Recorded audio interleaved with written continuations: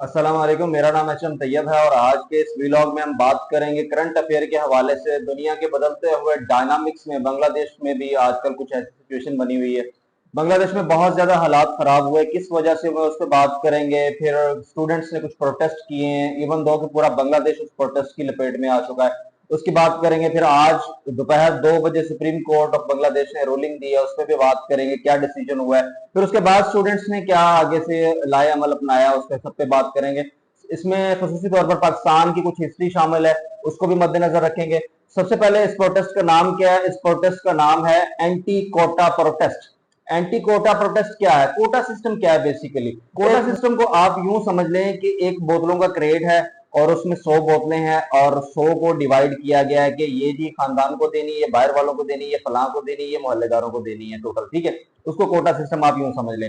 अब बात करते हैं आगे कि प्रोटेस्ट स्टार्ट कैसे हुआ। ये फेसबुक पर ग्रुप में चैटिंग हो रही थी कुछ स्टूडेंट्स की, वहां पर जो है ये मूवमेंट स्टार्ट हुई है और करते कराते जो है जैसे किर्गिस्तान में हुआ था कि इजिप्शियन स्टूडेंट्स ने जो है कुछ किर्गिस्तानी लेडीज के साथ यानी कि बदतमीजी की, उसके बाद फिर वहां पर मसला स्टार्ट हो गया था और पूरे के पूरे इंटरनेशनल स्टूडेंट्स जो है वहां पर ग्लोबल लेवल पे जो स्टूडेंट्स गए हुए हैं सारे के सारे उसकी चपेट में आ गए थे। सिमिलरली यहाँ पर भी फेसबुक ग्रुप पे बात हो रही थी और वहां से वो शिद्दत इख्तियार कर गया। अब शिद्दत कैसे इख्तियार किया कि पहले थोड़ा सा मामला उठा कुछ स्टूडेंट से, कोई यूनिवर्सिटीज के, उन्होंने कुछ रोड ब्लॉक किए और वहां पर रूलिंग पार्टी की तरफ से कुछ स्टूडेंट्स आ गए, मतलब जो प्रो गवर्नमेंट थे या जिनको वो कोटा जा रहा था। अब कोटे पे बात करेंगे नेक्स्ट की कोटा का क्या मसला है।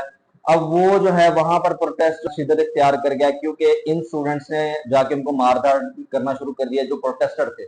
प्रोटेस्टर्स को मारा, उसके बाद से इधर इख्तियार कर गया और देखते देखते 64 डिस्ट्रिक्ट्स है टोटल बांग्लादेश की और 55 में आज की डेट तक ये फैला हो। इवन दो के कुछ में 60 की भी रिपोर्ट आ रही, क्योंकि ओवरऑल तो ब्लैकआउट हो चुका है, सोशल मीडिया सारा बंद है। और ये कि स्टूडेंट्स में इतने भी दिमाग पड़े हुए थे, उन्होंने गवर्नमेंट की ऑफिशियल वेबसाइट को हैक कर दिया, प्राइम मिनिस्टर हाउस की वेबसाइट को हैक कर दिया, पुलिस की वेबसाइट को हैक कर दिया और ऊपर लिख दिया द रेजिस्टेंस, द रेजिस्टेंस। अच्छा, बात करते हैं कि ये क्यों शुरू हुआ प्रोटेस्ट और आज की रूलिंग की बात करेंगे जो सुप्रीम कोर्ट ने दी है। बेसिकली ये आपके सामने ग्राफ शो हो रहा है, इस ग्राफ को देखें कि इसमें एक सिस्टम है, कोटा सिस्टम बेसिकली पाकिस्तान में जॉब का है और यहाँ पर भी तकरीबन दुनिया में कई ममालिक में चलता है जहां पर माइनॉरिटीज को भी देखा जाता है। अब यहाँ पर 1% जो है ये माइनॉरिटीज के लिए या डिसेबल पर्सन के लिए और 5% अलग से माइनॉरिटीज के लिए और 10% फिर विमेन के लिए और 10% जो है वो बैकवर्ड डिस्ट्रिक्ट या बैकवर्ड एरियाज के लिए है और 30% जो है ये फ्रीडम फाइटर्स के बच्चों के लिए या उनके ग्रैंड चिल्ड्रंस के लिए। अब ये फ्रीडम फाइटर्स कौन है? मैंने कहा था कि पाकिस्तान की हिस्ट्री जो है वहां पर ये लिंक होता है, पाकिस्तान का अमल दखल है। अब ये फ्रीडम फाइटर वो है जिन्होंने पाकिस्तान के खिलाफ 1971 की वॉर लड़ी हुई है। अब हम तो कहते हैं कि हमने इंडिया से या ब्रिटिश से आजादी हासिल की, हम इंडिया से अलग हुए हैं। तो इंडिया ने बेसिकली, इंडिया ने और हमने ब्रिटिश से आजादी हासिल की है, तो हमसे भी किसी ने आजादी ली है। वो कहते हैं जी पाकिस्तान ने हम पर जुल्म किया है और हम पाकिस्तान के मजलूम हैं। अब फ्रीडम फाइटर वो है जिन्होंने पाकिस्तान के अगेंस्ट वॉर में हिस्सा लिया था और पाकिस्तान के खिलाफ लड़ाई की थी, वो फ्रीडम फाइटर कहलाते हैं। और उनके बच्चों को शेख मुजीबुर रहमान ने तब से लेकर अब तक जो है वो उस टाइम बना के चला गया था, 1972 से ये एक्ट लागू हुआ है वहां पर। और आज हसीना वाजिद उनकी बेटी है, बेसिकली प्राइम मिनिस्टर वहां की, और तब तक वो चल रहा है। 2018 में इस रूल को अबालिश किया गया था कि 30% इनको क्यों दिया जाए, क्योंकि तब भी स्टूडेंट्स ने प्रोटेस्ट किया था बहुत बड़े लेवल पे। तब उन्होंने कहा था कि यार इनको क्यों दिया जा रहा है? अब हर एक बाप के 5 बच्चे हो तो पांचों एक जैसे तो नहीं होते, पांचों की जहानत एक जैसे तो नहीं होती, पांचों पायलट तो नहीं होते, पांचों डॉक्टर तो नहीं होते, पांचों फौजी तो नहीं होते। अब इसी तरीके से स्टूडेंट्स ने इस चीज को आगे रखा था कि ये कुछ वेले हजरात हैं जो 10 फेल होते हैं, ये भी आके बैठ जाते हैं। मैं आपको थोड़ा सा इधर रियल स्टोरी बता देता हूँ। I was in UAE at the time और एक दो बंगाली मेरे फ्रेंड बन गए। तो एक बिल्कुल यानी कि चिट्टा अनपढ़ था, मैंने उससे बात की। मैंने कहा मिस्टर एक्स, मैं नाम नहीं ले रहा, मिस्टर एक्स ये क्या वजह कि आप अपना मुल्क छोड़ के यहाँ पे आ गए? तो कहता वहां पर बेरोजगारी है। मैंने कहा पढ़ते क्यों नहीं हो भाई? तो कहता पढ़ने का फायदा ही नहीं है, पढ़े लिखों को जॉब मिलती नहीं है। उसने मुझे बताया, कहता उसके मुताबिक 20-30%, उसने मुझे कहा कि 20-30% कोटा है हम लोगों के लिए और उसमें भी हमें जॉब नहीं मिलती, पैसे देने पड़ते हैं। और फिर एक पढ़ा लिखा बंदा था, उससे मेरी मुलाकात किसी और रियासत में हो गई और उसने मुझे कहा कि वो हालांकि ग्रेजुएशन की हुई थी उसने, और वो मुझे कहता, मैंने कहा यार आप बाहर क्यों आए? उसने मुझे कहा कि हमारे यहाँ पढ़े लिखों को जॉब बिल्कुल नहीं मिलती। मैंने कहा क्यों नहीं? कहता कोटा मुख्तस किया हुआ है और कोटा जाता है फ्रीडम फाइटर्स के बच्चों को। मुझे उस टाइम समझ नहीं आई थी। अब ये प्रोटेस्ट उठ रहा है 1 जुलाई 2024 से ही उठा हुआ है क्योंकि 5 जून को दोबारा से रूलिंग हुई थी 2018 में, जब ये अबॉलिश कर दिया गया था 5 जून 2024 को दोबारा रूलिंग हुई और उसमें ऑन कर दिया गया कि 30% कोटा जो इनको मिलेगा।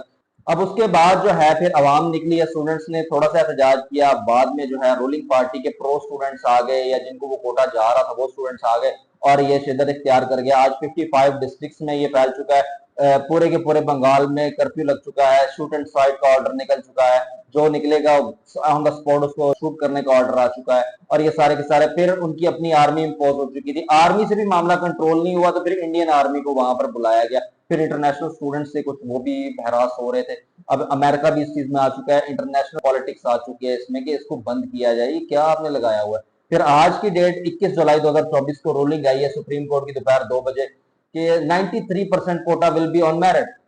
अब वो स्टूडेंट्स भी कह रहे थे रिफॉर्म लेके आए, स्टूडेंट्स कह रहे थे कि रिफॉर्म लेके आए, इसमें हम ये नहीं कह रहे आप बिल्कुल इसको खत्म कर दें, कंट्रीब्यूशन तो जाहिर है उनकी थी, उनके दादाओं की, लेकिन आप कुछ ना कुछ दें, लेकिन हमें भी कुछ हिस्सा दें। अब सुप्रीम कोर्ट ने 93% कोटा जो है वो मुख्तस कर दिया है ऑन द मेरिट और 5% कर दिया है माइनॉरिटीज के लिए और 2% जो है वो डिसेबिलिटीज के लिए कर दिया है। कुछ इसमें रिफॉर्म कभी और आ रही है क्योंकि ब्लैकआउट है, प्योर न्यूज तो है नहीं, अल जजीरा से ये खबर पढ़ के आपको बताई जा रही है।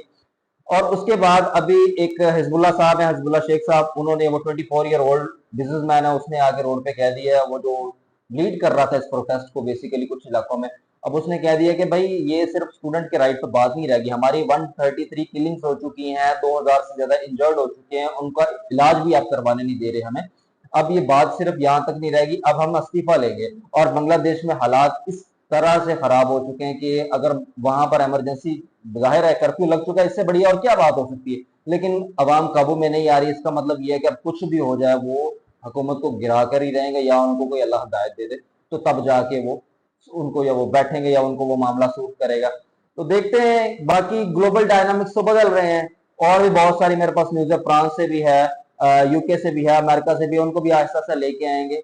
ऐसी और वीडियोस के लिए जुड़ जाए मेरे साथ। अपना बहुत सारा ख्याल रखिएगा, अपने इस चैनल का भी। अल्लाह हाफिज।